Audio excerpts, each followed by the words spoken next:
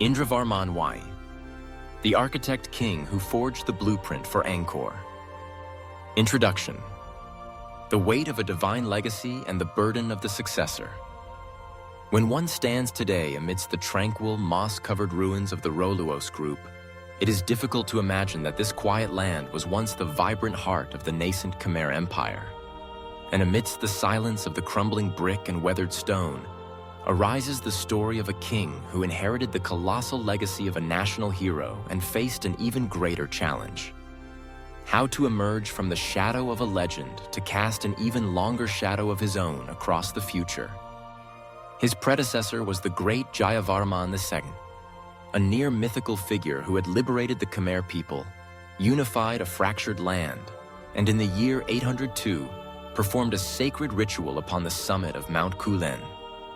There he established the cult of the Devaraja, the God King, declaring himself a universal monarch, a Chakravartin, whose authority came directly from the heavens. He was the founder, the hero, but Indravarman I, who ascended the throne in 877, was not his son. He came from a different lineage, connected through the maternal line but not a direct heir. His claim to the throne was therefore fragile.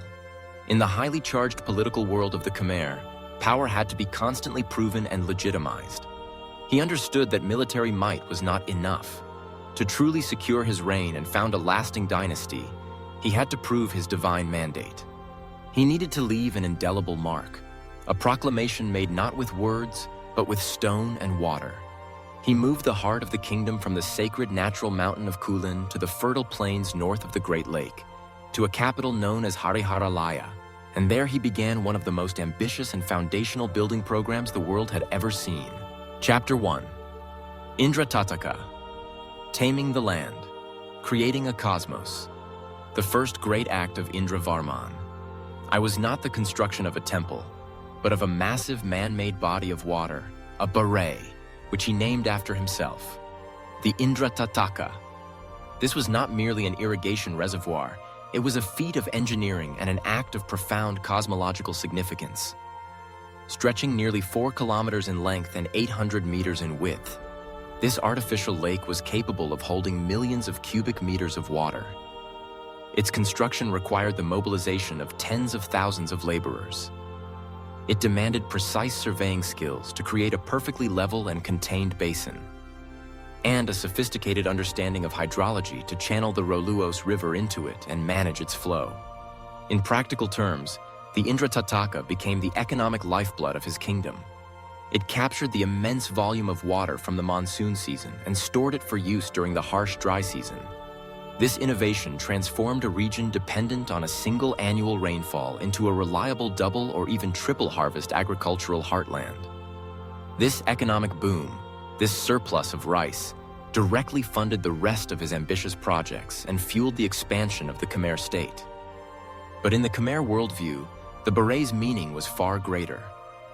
The king, as the Devaraja, was not just ruling the earth. He was recreating the universe in miniature. This great baray was a physical representation of the cosmic ocean of milk, the primordial ocean from Hindu mythology that surrounds the sacred Mount Meru, the abode of the gods. In the Hindu creation myth known as the Samudra Manthan, the gods and demons churned this very ocean to obtain the elixir of immortality. By creating an ocean, Indravarman was performing a symbolic act of divine creation. He was initiating a new golden age for his people, demonstrating his power over the forces of nature and establishing his capital as the new center of the world. Chapter 2. Preah Ko, 879, a genealogy in brick and stucco. After creating the cosmic ocean, the king began to build temples upon its shores. The first temple he completed, consecrated in the year 879, was Preah Ko, a name that means the sacred bull, a direct reference to the divine white bull Nandi, the faithful mount of the god Shiva. The temple consists of 6 brick towers arranged in 2 rows on a single sandstone platform. While modest in scale compared to later works, its beauty is breathtaking, adorned with some of the finest surviving stucco carvings in all of Khmer art. But its true genius lies in its purpose, a masterful stroke of political legitimization. The inscriptions found at the site leave no doubt as to the king's intent. He dedicated the 6 towers to his deified ancestors and to the founder of the empire. The 3 towers in the front row were dedicated to his male forebears. The central tower, the most important, enshrined his own father, who was posthumously given the divine name Indrasvara, a fusion of the king's family name and Isvara, a name for Shiva. The other 2 towers honored his paternal grandfather and the founder of the preceding dynasty. The 3 smaller towers in the back row were dedicated to the corresponding female ancestors, deified as manifestations of Shiva's consort, Parvati. Most critically, Indravarman I skillfully dedicated a primary position of honor to the great Jayavarman II, who was worshipped under the divine title Paramesvara. Through this act, Indravarman publicly and brilliantly wove his own family line into the sacred lineage of the empire's heroic founder.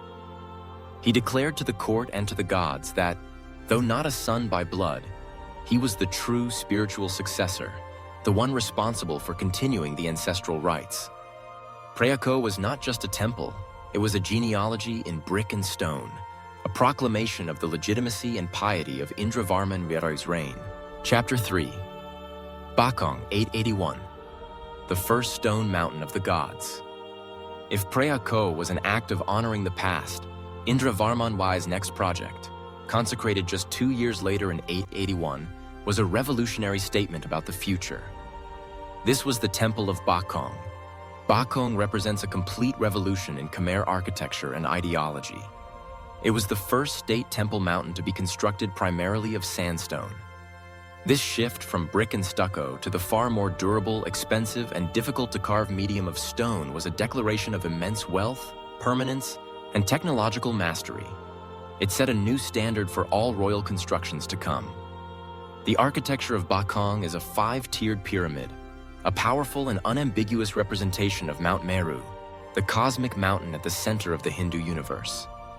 A pilgrim's approach was a journey into another reality.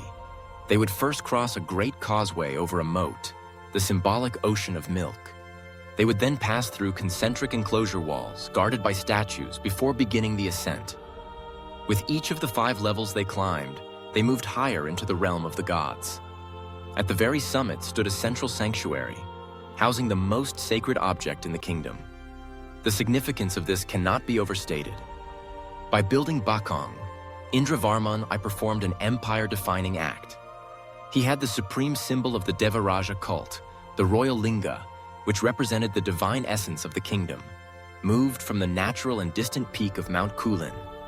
He then installed it atop this new artificial mountain that he himself had built, right in the very heart of his capital. This was the ultimate act of centralizing power. It declared that the spiritual axis of the empire was no longer located in a mythical place of the past, but was physically present, visible, and controlled at the center of the current capital, inseparable from the reigning king. The king was no longer just a worshiper of the gods. He was the architect of their home on earth. Bakong became the definitive model, the golden architectural blueprint for all the great temple mountains that would later define the glory of Angkor. Conclusion. The immortal blueprint of Angkor. King Indravarman I died in the year 889 after a reign of only 12 years. But in that brief time, the legacy he forged was colossal and formative. He was not just a king, he was an architect king. He perfected the Angkorian formula for a capital city, a model his successors would emulate and expand upon for centuries. That model consisted of 3 inseparable elements: a massive beret to represent the cosmic ocean and ensure economic prosperity, an ancestor temple to legitimize the royal lineage, and a state temple mountain built of stone to serve as the home of the gods and the cosmic center of power. His successor, King Yasovarman I, was so profoundly influenced that he moved the capital to the vast plain we now know as Angkor. But he took Indravarman I's great blueprint with him. There, he immediately built the even larger East Beret and the first great temple mountain of Angkor proper, Bakong, a direct and scaled-up evolution of the Bakong model. Many later kings would build temples that were larger, taller, and more magnificent. But all of them walked the path, followed the grand design for architecture and ideology that Indravarman I had laid out at Hariharalaya. Every sandstone block at Angkor Wat and every serene face at the Bayon rests upon the spiritual and artistic foundation created by this great 9th century king.